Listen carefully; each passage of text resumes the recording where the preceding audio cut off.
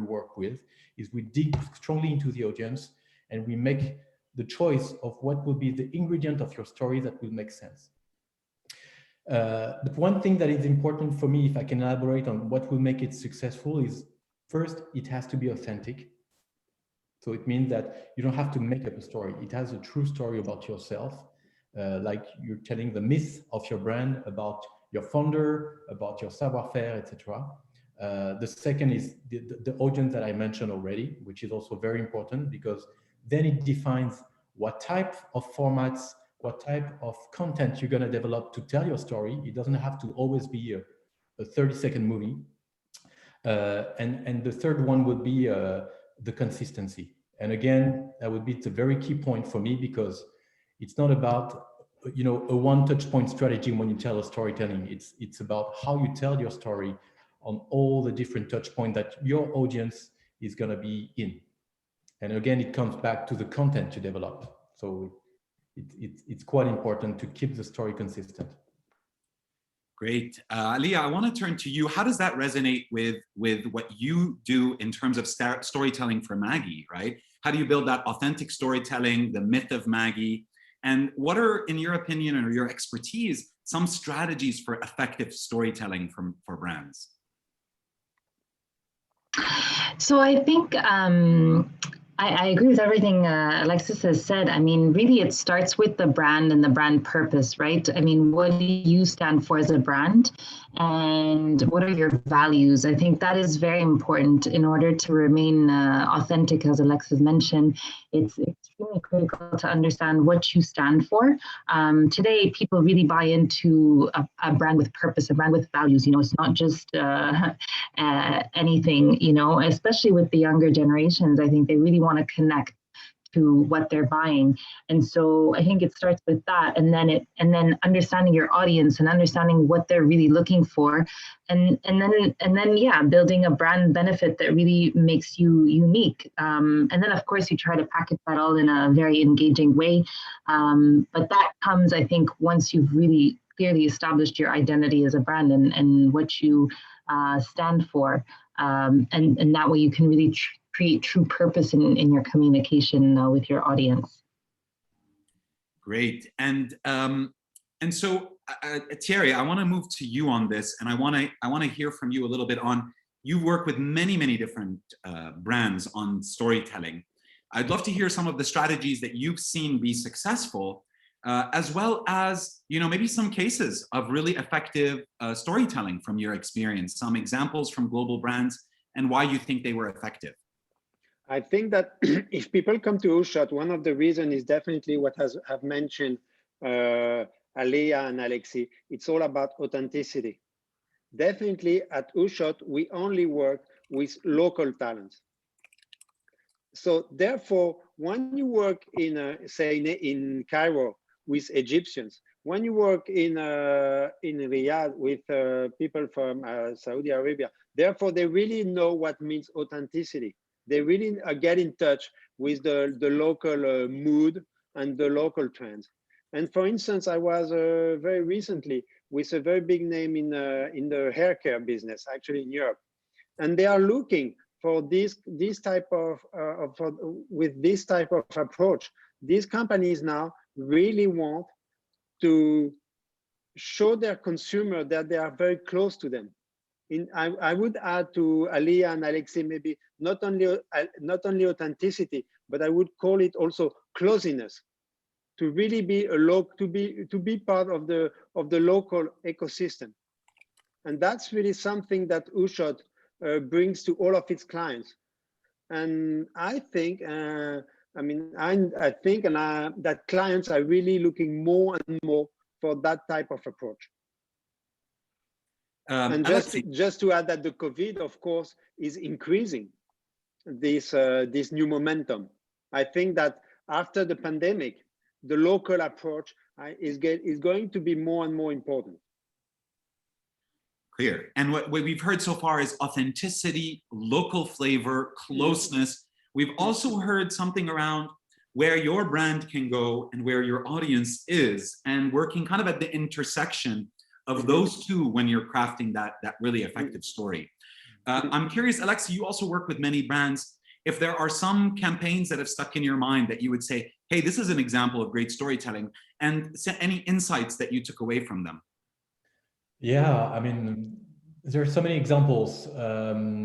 And I think, again, I'll come back to one thing, which is, I would say, quite obvious and that you can have many examples with, is about the myth of your brand. So and I think luxury brand has been quite good at building their storytelling. So if you take a brand like Cartier, they've been very, very good at telling the story of Jeanne Toussaint, etc.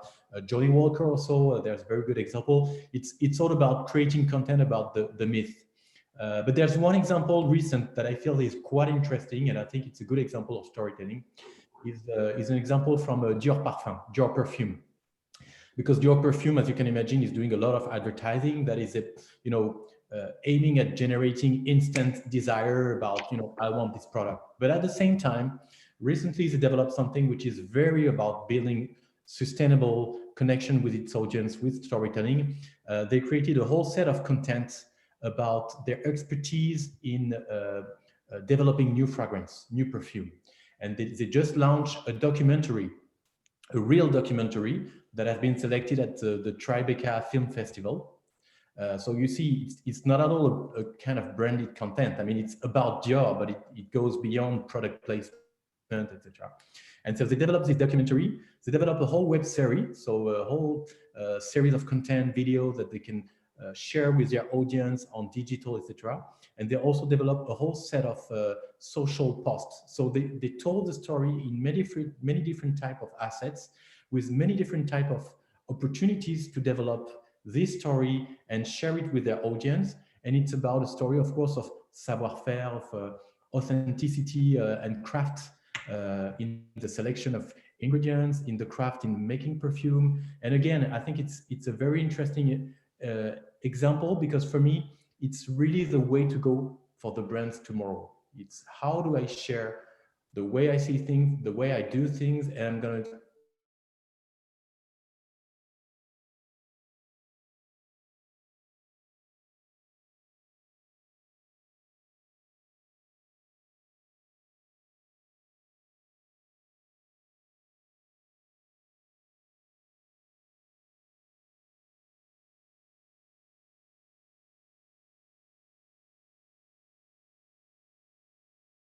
at least for some of the touch points, or I would say some of the content, to make it local, sometimes make it very relevant and much more efficient to be received by your audience.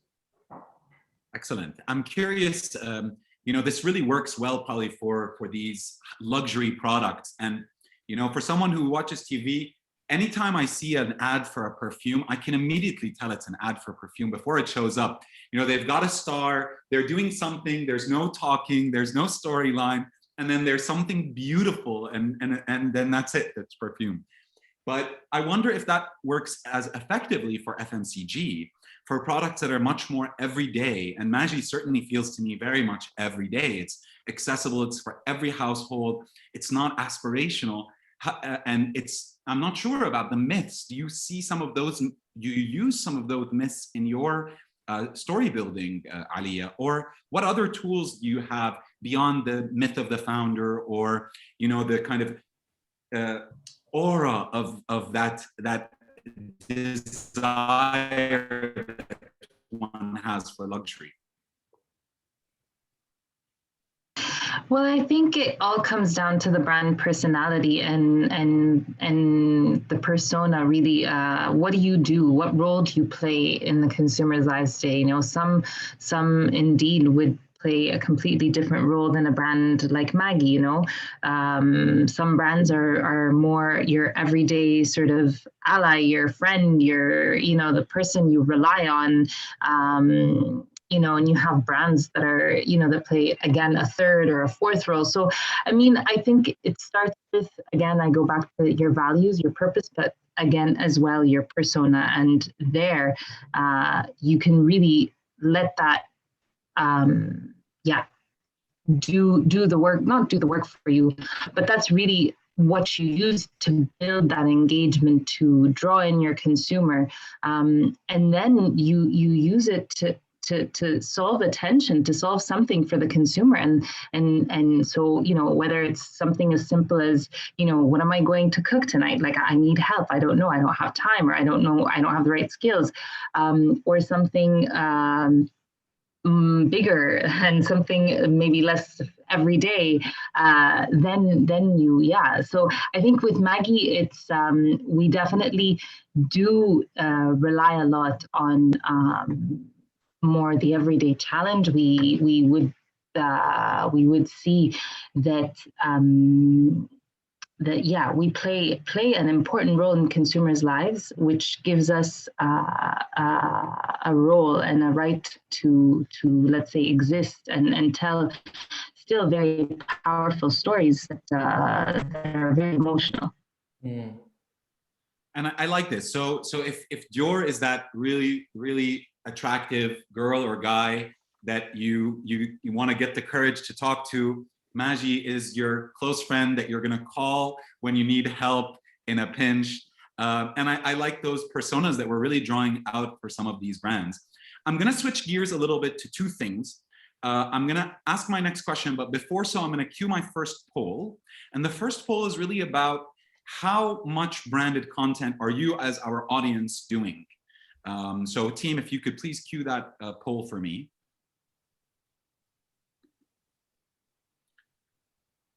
So I'll ask the audience, and I believe that even our, yeah, there we go. So the state of branded content, you pick the one that reflects where you are.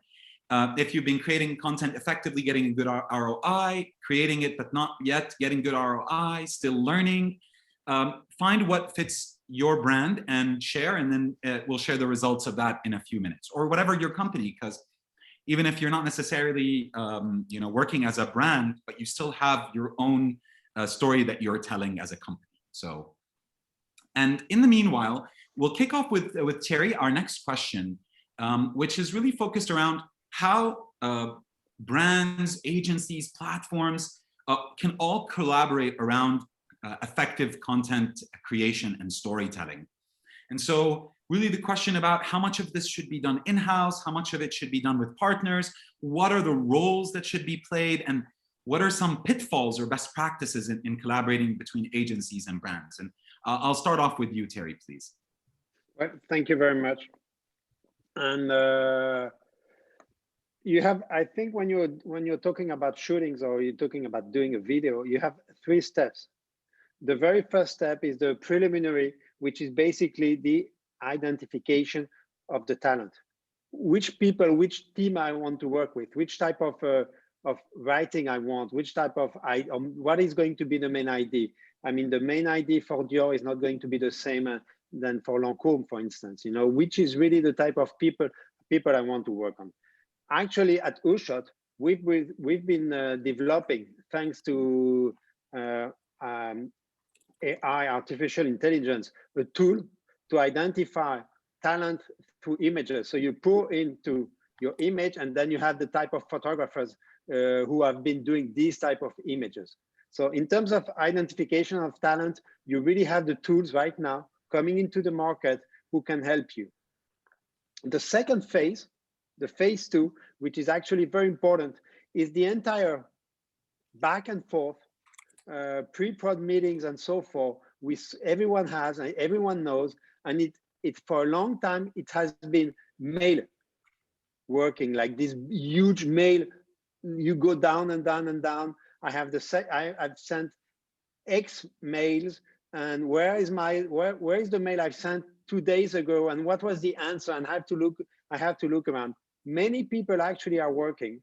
We at OOSHOT are doing so, but I guess in other companies are working on tools, platforms. So they're going to help you to deliver and organize this process.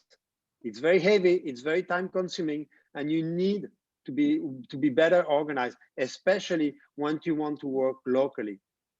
And the third step, it's all which is going around the retouching and the finalization of your image, where you're getting to the delivery of the image. And here you're touching something which is totally new, but very important. Which network am I going to send my images? images actually sometimes they only last for 3 hours, 6 hours, and then a new one is coming. So how am I going to organize that? So it's not going to take me 3 days just to organize the delivery of the images.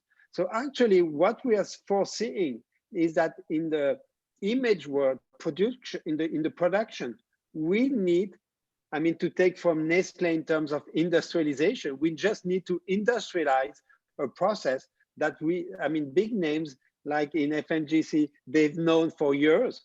And now we are entering in that phase. We need to process and we need to industrialize the production, the visual content production, because otherwise it won't work. I mean, there is too much to produce. Very clear. And so it sounds like one of the main challenges really is how to operationalize all of this, all the moving pieces, all the management of all the talents and moving pieces. Aleia, I want to turn to you as a brand and come to you to get your experience of this in working with your agencies, the kind of challenges you have, and how much you do with your agencies and how much you do in-house. So I think in the case of Nestlé, we do rely a lot on our partners. We fully recognize that every person has a role to play in the process and a certain area of expertise. So the brand and the business are really the guardian of the brand and of the strategy and the choices on the why and the what, and the agency. Our creative agency partners or production agency partners are really partners, you know, and they help you bring that to life, and they help you bring this vision to life, and they bring their expertise to the table. So I think everybody has a role to play. So I think that it's really a matter of how do you then effectively collaborate together. We tend to rely definitely a lot on these partners for content creation, for and production, and I think that's it's a model that's worked for us. And that doesn't mean that we don't do certain things in-house, but it's a matter of the what, right? And yeah, it's trying to make every part of the process as efficient as possible. So again, relying on areas of expertise where they lie, while trying to make the process as cost-effective as possible. But we do overall, I would say, collaborate a lot with our external partners, whether it be the creative agencies, media agencies, or production agencies. And I'm curious, what is a problem that you faced in the past in working with all these different partners? I mean, Thierry articulated a clear set of, for example, operational and talent management and chasing after all the moving pieces. I'm curious to hear from you, what is one of the challenges or pitfalls that you've experienced, and how you've learned to shift the way that you operate to get the most out of the partners you work with? So I think there's two things. There's the classic, let's say, struggle or tension between trying to bring the brand to life and the brand essence and everything you want to do from a business perspective to life, while working with your creative partners who also want to ensure that you develop creative that stands out, that cuts through the clutter. And so this tension, which I think very healthy tension, is a common problem. And I wouldn't call it a problem, but it is, as I said, it's a tension that I think is very important to be conscious of and constantly try to find the balance. And I think the way around that is just to constantly be transparent with your creative partners, with your communication, ensure that at the end of the day, you are both working towards developing the best creative content. And sometimes it's as simple as putting it in front of a consumer and seeing how they react to it, you know, testing it out and seeing what kind of reaction you get, the clarity of the message, and so on. And then I think in general, just a healthy practice with your partners is to ensure that you're constantly giving each other feedback, evaluating the relationship, making sure that all the bits and pieces work and kind of reassessing on a regular basis. So again, you have a healthy partnership. Great, and I love that tension between the brand that wants to stay true to itself and its broader arc of narrative, and the need to like break out of this thing that people will just ignore because they've seen it so many times. I don't know if Alexis, you have something to add on this, but maybe what I'll do is I'll cue you as well for the next question, right. and then we can discuss both, and because they're kind of tied together. My next question is really about fragmentation and scale, right? One of the challenges is that increasingly there are more and more channels, just more and more. Most recently, and I know it's not a visual medium, but now there's Clubhouse and the audio format that now people are, and there's just a proliferation of channels, each channel requiring some vertical, some horizontal, some video, some image, some text, some 20%, some, it's really difficult to keep up. So what are some strategies that brands can really use to create content at scale, but within budget, and customize it for all of these channels? And so a tough question to start off with, but Alexis will start off with you. Tough questions indeed. Well, it's interesting because ZORBA ourselves, we shifted a lot because we also have our own production and post-production capability, but where we're good at is developing strong, digital assets, kind of master assets. So we don't go into the content factory with 1,000 assets per month for a brand, etc. So it was a real question for us. And what we believe is, first, it's very important that before you start to do anything about your brand or your campaign or anything, you have to think about how you're gonna tell your story on your different touch points so that you're very clear about all the assets you want to do. For me, that's the only way to make it cost efficient. If you do it afterwards, it's too complicated. And then the way to do this, there's many ways to do it, but the way we do it and what we like to do is we often work ourselves on the key master asset that we think are going to be very important to tell the story properly. And then we often rely on our partners, our clients, who usually then either work with another agency who is much more specialized in kind of rolling out a lot of different set of content, or they do it internally. And then we really co-op with them on making sure about the consistency, about the messages, the brand identity, etc. Great. So we're talking about the creation of the big story and then the fleshing out of that, whether it's in-house or others. Is that this similar approach that you guys have at Nestlé, Aleia? And how do you go about delivering across all these channels? Do you even work on all of these channels? Do you try to keep up with all of them? We try. No, we do. I mean, every platform has its pros and cons, and I think just the speed at which these platforms are popping up and growing, and then dipping back again. So I think for a company like Nestlé, just to answer your last question first, and then go back, we try to keep up for sure with the relevant platforms, always with our target audience in mind, but also ensuring that we're working with platforms where we can ensure brand safety and brand content safety. But just to go back to the first question you had, I very much agree with what Alexis said. It's the same case at Nestlé. It starts with first your campaign idea and what really your overarching message is, and then it's how to do it effectively and at scale, but yet within budget, is to start early on. So absolutely, you need to early on have an idea of what are your touch points going to be, what are the key platforms you're going to use in your media plan. And then if you have partnerships with these platforms, again, use the best practices that they have. They know what works on their platforms and what doesn't, what gives you the best viewership and best engagement. So we try to incorporate that up front so that as we're developing our assets, we know that we need to tailor the formats really for whether it's vertical or horizontal. You mentioned it before, is it skippable or not? When does your brand come in? But if you do that up front, it's a lot easier. So I agree with that. And then, yeah, but the point is to really stick to the key platforms that are going to be relevant for your audience and for your campaign, and not to lose sight of your overarching campaign idea and message, so that it, again, is consistent at the end of the day. You don't want to make it look completely disjointed.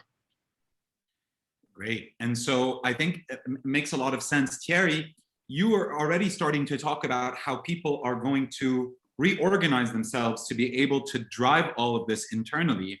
I'd love your comments on some of the best practices for achieving this at scale. I know you work with so many different companies and agencies, but also I'm curious how you think people need to organize themselves to kind of manage through all of these operational challenges and production challenges.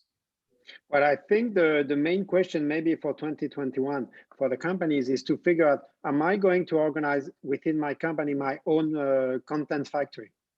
Which means, am I going to bring people from the marketing department, from the data department, and from the communication department all together to start producing content, assuming then that we're going to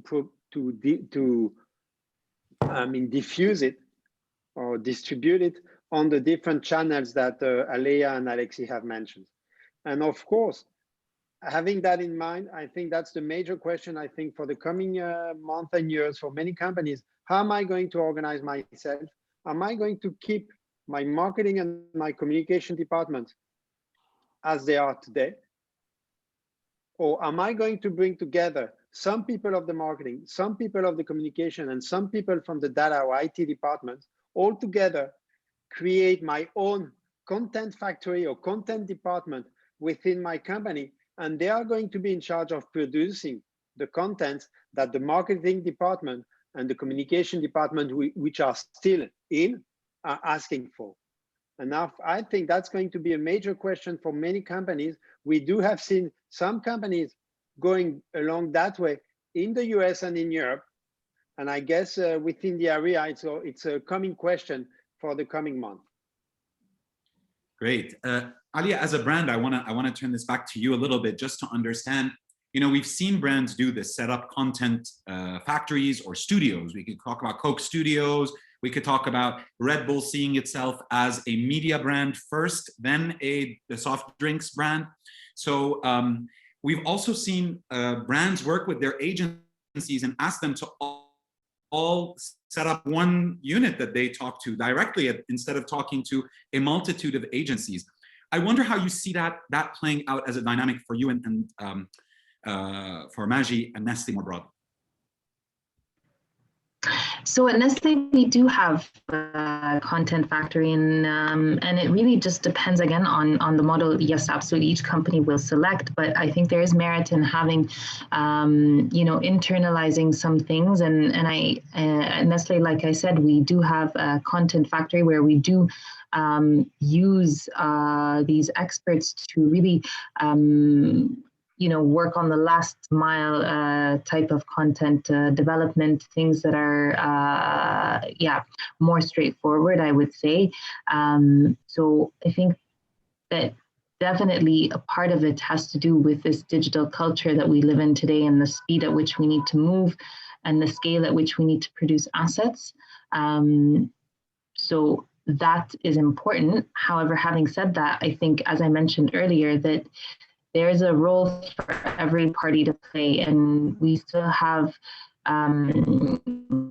a lot of agency partners that we use, whether they're creative or production partners that we work with to produce the content that we develop. So it really just depends on, are you producing master assets? Are you adapting them for different social media platforms? Are you localizing them? And then depending on where you're at, you really try to work with the correct partner who brings the right expertise to the table. It's really amazing. So many different steps in this process with different agencies or partners plugging in. I mean, I personally didn't know that it was this extensive. And so that's quite amazing to understand that. I'd like to cue the results from our first poll, just for us to see where our audience is in their content journey. And then I'm also going to cue the questions for the second poll. Okay, so the largest portion of people voted we've just started creating content and are in the learning phase.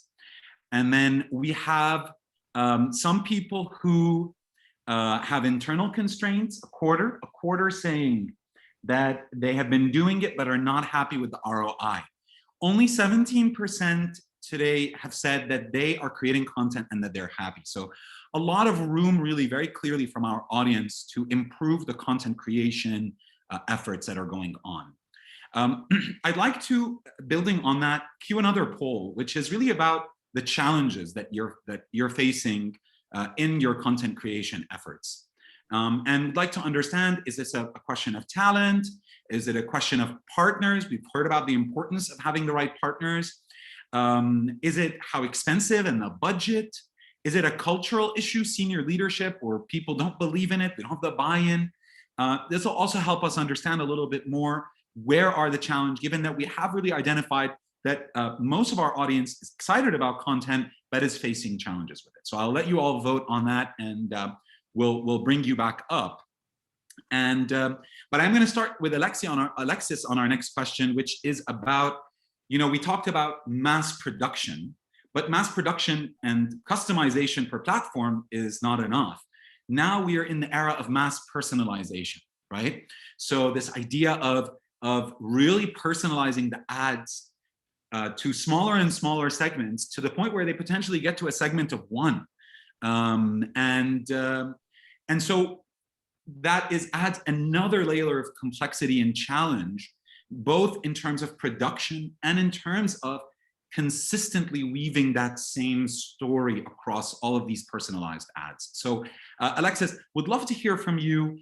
What are some good examples of really effectively delivering mass personalization? What are some tips or best practices for how to think about this daunting task?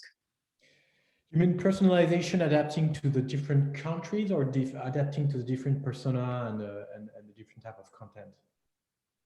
No, I'm talking here about not the different platforms, but the individuals or segments or groups, right? And we can extend this.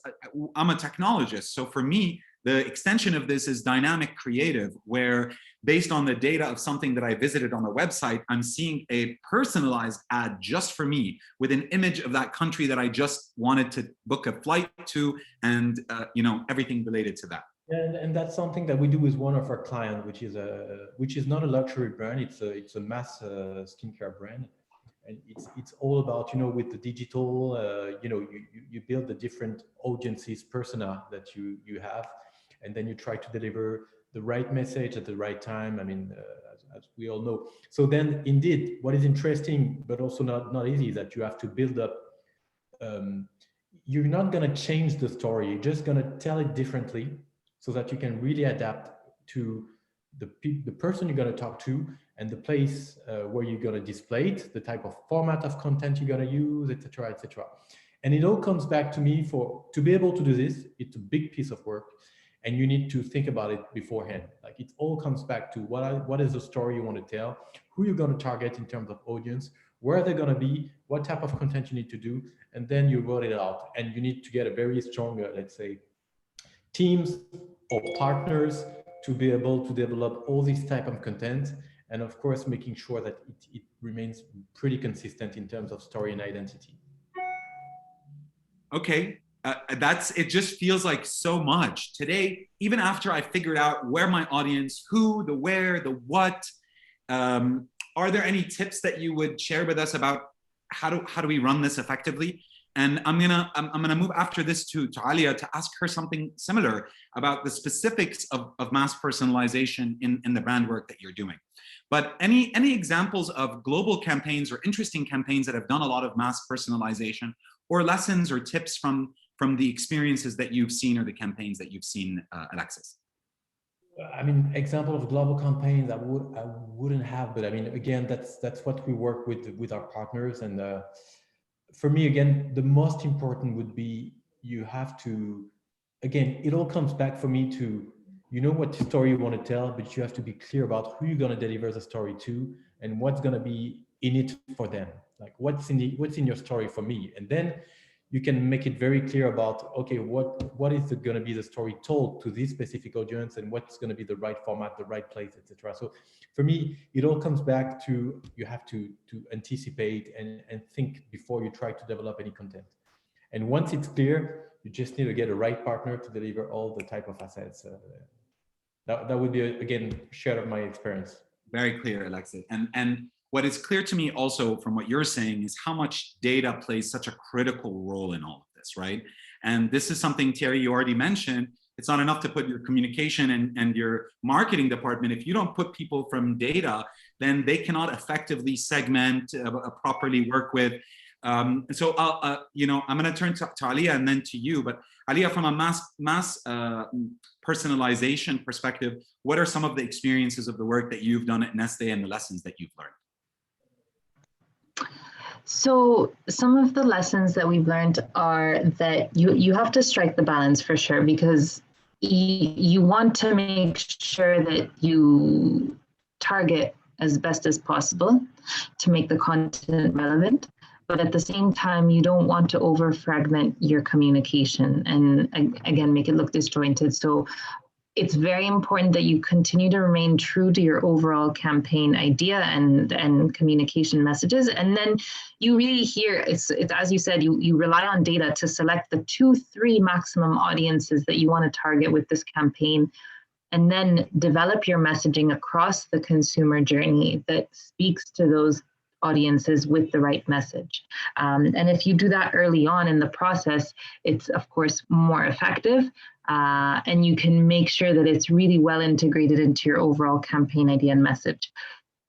So you involve your media partners, you involve your creative agency to work together early on in the campaign process to say, okay, now really who am I speaking to? How do they behave? What are their needs? And then how can I tweak my messages from my campaign to make sure that at every phase of the journey that they go on, the messages are as relevant as possible, yet still linked to my overall campaign objective. Great. Thierry, I think we're hearing a lot about this need for the content factory, explicitly or implicitly, of putting all of these talents together and making them work. Would love to hear your thoughts on mass personalization and your best practices for that. And also, how we ensure that we weave that story effectively across all of these touch points. If there are also any specific campaigns from the work that you've done that you think would be interesting to share with the audience. Thank you, Omar. What I think to rely to what have mentioned Alexis and Aleia, what is very interesting is that the more mass personalization you're looking after, the more data you have to be able to pour into your entire process to know exactly which type of images, photos or video do I have to produce, to whom, when, and where.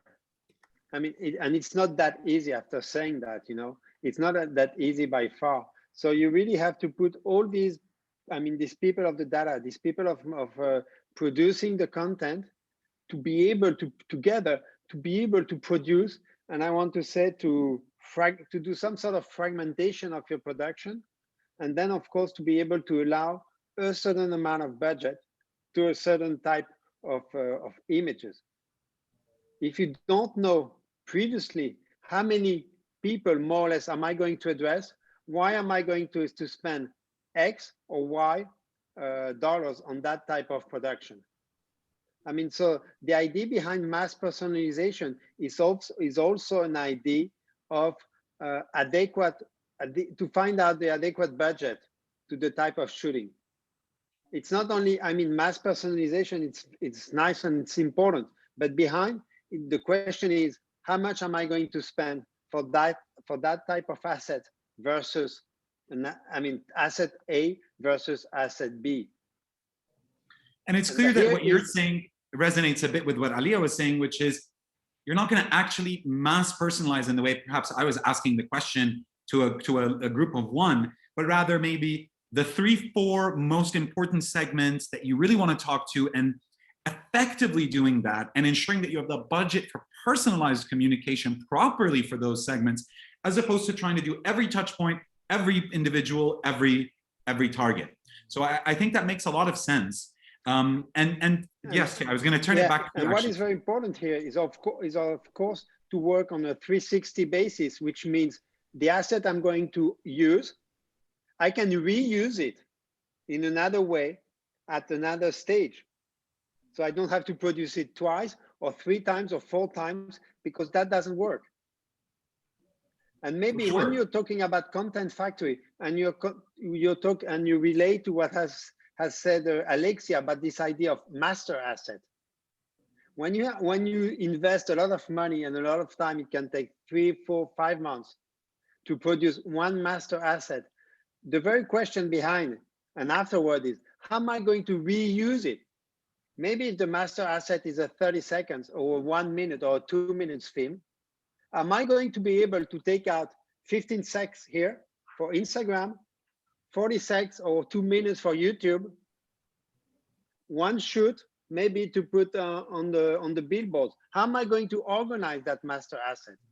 You know, and that's very important. It's just not I am in my content factory, but being in my content factory, I really have to figure out the reusage, the intelligent reusage of my production cycle. And that's what relates to what I was saying previously about this idea of industrialization of the entire process.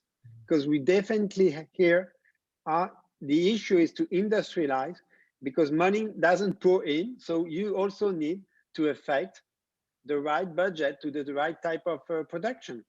Absolutely. Makes sense. And here, so we have the industrial concept of the factory and the assembly line, where there are all the different agencies, and perhaps that really can help us understand this.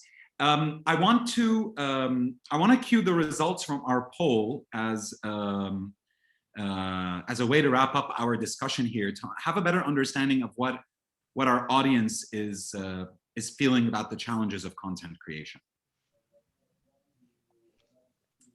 So this reusing of content then becomes recycling in our industrial analogy, right? So team, if I could just get those results from the poll, please. Okay, so questions around what is the main challenge? The #1 challenge, we have not found effective partners externally to work with on this. Really interesting. The next highest is we don't see or can't measure the impact of content marketing on sales. I saw Aleia smile on this a little one. I felt like maybe she had some comment on this. So we find content development too expensive and we don't have the capabilities. Very few said our leadership doesn't believe in it. And I think we've seen that also from the previous poll. We saw that people want to do this, but the challenge has been more operational than intentional. So what I'd like to do is actually just, as our last discussion, give you all a chance to comment on all of these and on the constraints really facing branded content. Whether you'd like to comment on the answers from our audience, whether you share some of those concerns, or whether any tips from your side for overcoming them. And maybe Thierry, we'll start with you, and then we'll go around. Well, thank you, Omar. I think from the 2 polls we have seen, what is very interesting is, one, very first answer is yes, we would like to do so. Yes, we would like to produce more content because we understand that we need to produce more content. But second, immediately, is that we don't know how to do it. We haven't been able sometimes to convince within our company. And one of the reasons we haven't been able to convince within our company is maybe because we don't have the data to show that it works or not, and how to organize all that. So it definitely relies to what has said Aleia, and what maybe I've mentioned also, this idea of industrialization, or having a good organization with your partners. How am I going to organize myself with my partners? How am I going to organize myself within my company to set up my own factory, or before calling it a factory, studio, or even maybe before calling it a studio, my own organization? How am I going to organize myself to produce all the content I need to produce to get in touch with my audience in this idea and I'm going to stop here, is that you are totally immersed in this multi-channel world and cross-devices world.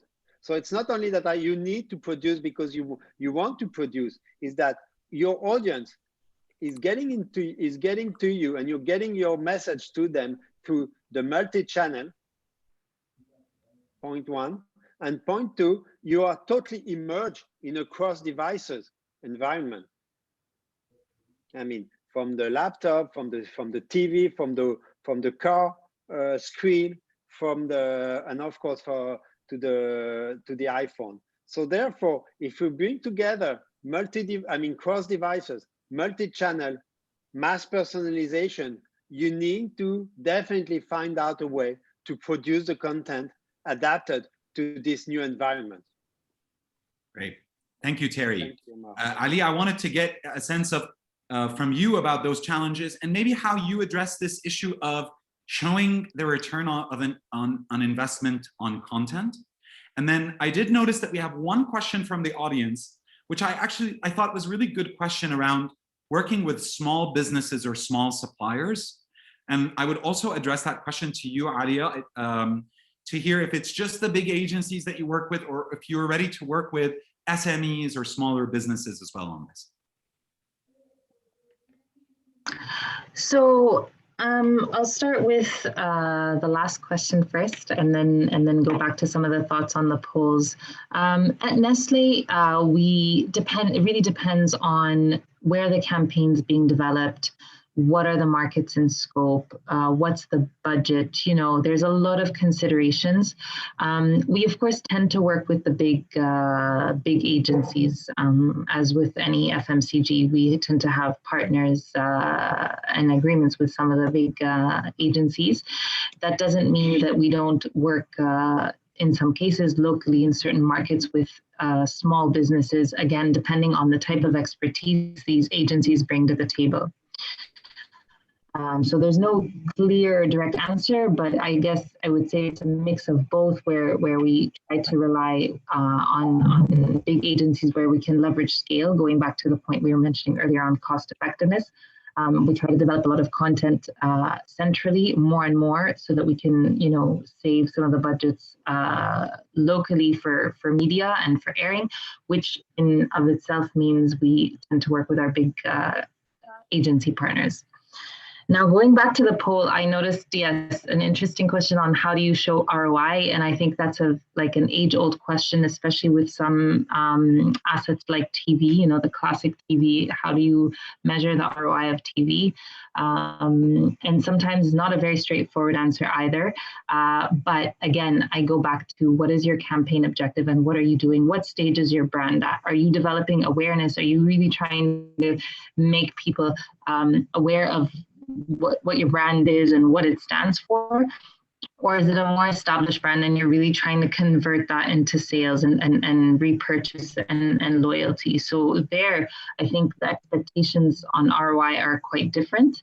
Having said that, of course, we always want our communication and our efforts to reflect on sales, but not always very straightforward. I think the beauty of digital and the world that we live in today, especially after COVID, unfortunately, is that we have a lot more that happens online. So there are little tips and tricks on how you can make your ecosystem and your communication online work for you and convert to sales. So, you know, everything from, you know, the shoppable, if you're a brand that operates in food, you know, how do you create shoppable recipes? Or how do you always link your assets to each other, whether it's, so your communication links back to your owned assets, whether it's your website or other assets. So it's little things that you can do to make sure that at least when you are communicating, you're maximizing the impact of what you're doing. But I think we shouldn't be afraid to say that as well. These assets are not just there to develop, to reflect on your sales, but also on your brand and building the brand and what it's the image, but also the awareness and even just considering to buy the brand.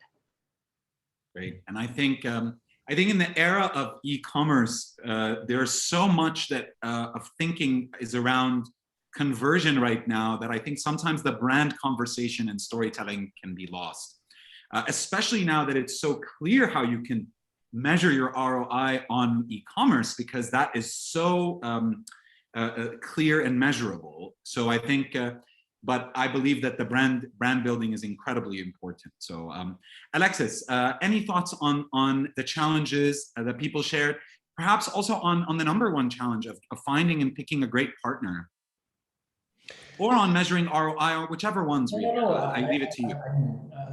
I would tend to totally agree with Thierry and Aleia. It's anyway, if I take a step back, you know, after this year of pandemic, everything that we faced, I think for me, there's no big choice. Like, you have to tell about yourself. You have to tell who you are, why you exist, before you try to say what you do, and be much more into this kind of drive to sales, immediate performance. So for me, it all comes back to, you have to do it. Then the question is, what is the ROI? And the ROI, as Aleia was saying, it's not only about sales. Ultimately, it has to convert into sales, but it's also about what are we trying to build as a brand, kind of sustainable relationship with your clients for the future. So it's a bit more intangible and more long-term. So it's a bit difficult, but for me, it's a bit a no-brainer. We have to do it.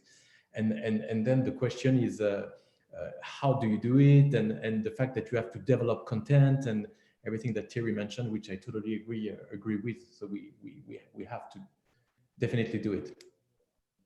Great, thank you, Alexis. Before I'm going to turn this back to Thierry for any additional points he has or closing points just before we wrap up. I saw one question that we got in the Q&A. I'm mindful of our time and the time of our audience, so I'm not going to go into an open discussion on this question. But I would like to get a straw poll of the audience, which is you guys, of the straw poll of our speakers, sorry.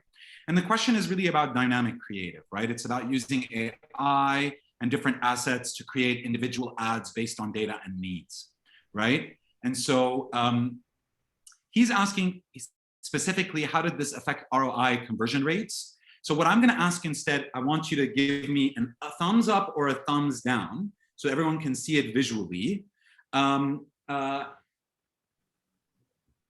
The first question I'll ask is, dynamic creative, these kinds of automated ads will capture a significant share of marketing dollars in the coming 5 years. Yes, if you agree, no, if you don't.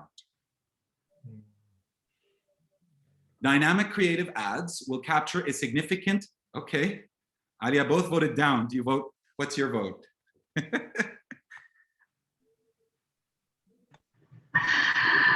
Yeah, same. Okay, clear, good. So that's one. And do you believe that those kinds of ads will have higher ROI and conversion rates, lower ROI conversion rates? So that we can answer his question as well. Flat, same. Okay, one down, one flat. And I couldn't see, Aleia, if you were saying flat or up or down. Yeah, sorry, I'm having some technical difficulties, so flat. Okay, no problem, thank you. So Amir, I hope we were able to address quickly your question. I'll take this opportunity to thank the audience for joining us, and Thierry, any closing words before we wrap up? Well, thank you very much, Omar. I very much enjoyed this session, and I'm very happy to know that there are 3 more to come. And I really thank everyone, Aleia, Alexis, and of course Omar for this session. I really enjoyed. And just maybe one thing I want to mention, and to answer the last question, IA is actually coming into, and for instance, we are using IA for very special banners on the internet. So here the question also relates to the type of, to the journey of your brand and the type of ads you want to produce. You can use IA for very small banner, for very effective, very quick, maybe for 1 day or 2 because you want to react to an event or something. And you don't even have the time to produce it humanly, I want to say. But that doesn't mean, related to what mentioned Alexis, that you don't need to pour into human intelligence on a longer scale, say 1 month, 2 months, to produce your master asset. So here again, we are definitely into an industrialization process where we are going to produce master asset and then bring down the entire storytelling or communication of the brand down to maybe and eventually IA for dedicated banner who are only going to last one afternoon on several websites.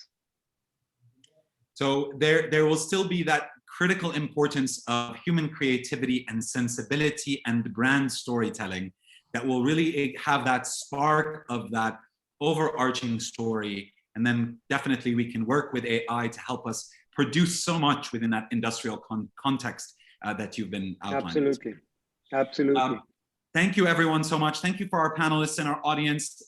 Stay updated for our next session by email, and we'll look forward to a great discussion then. Thank you so much everyone for joining us. Thank you everyone. Bye-bye. Thank you. Thank you very much. Thank you. Bye. Thank you. Thank you, Aleia.